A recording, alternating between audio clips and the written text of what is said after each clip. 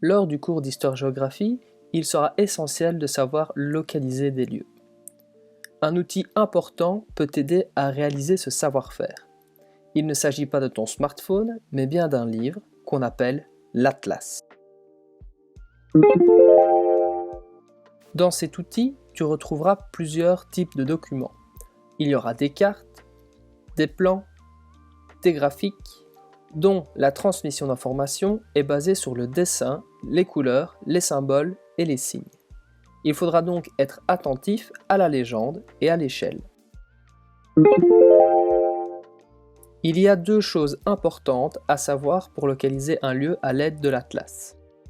Si tu dois chercher un pays comme la Belgique ou un groupe de pays comme l'Europe, il est conseillé d'utiliser la table des matières où ceux-ci sont répartis suivant des cartes à thème. La table des matières, qui est aussi appelée table chorographique, se situe généralement au début de l'Atlas. Si tu dois chercher un lieu précis comme une ville, une région, un relief ou un cours d'eau, il est conseillé d'utiliser l'index, où tous les repères géographiques sont classés par ordre alphabétique. Cet index se situe souvent à la fin de l'Atlas.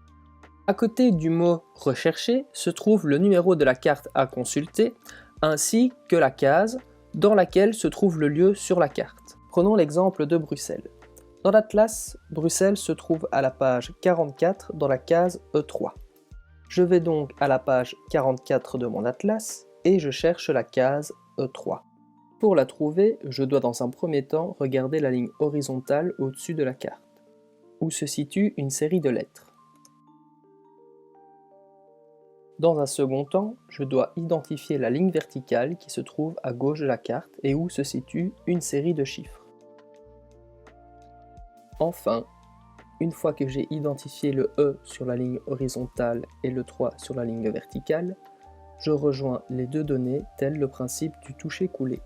Bruxelles se situe bien dans la partie sud de la case E3. En résumé, lorsque je dois chercher un pays comme la Belgique ou la France ou un groupe de pays comme un continent, je dois utiliser la table des matières. Par contre, si je dois chercher un lieu précis comme une ville, une région ou un cours d'eau, j'utilise l'index. C'est ici que la leçon sur l'Atlas s'achève. Elle est disponible en format papier dans la description de la vidéo. À très bientôt pour un prochain MLD et d'ici là, porte-toi bien.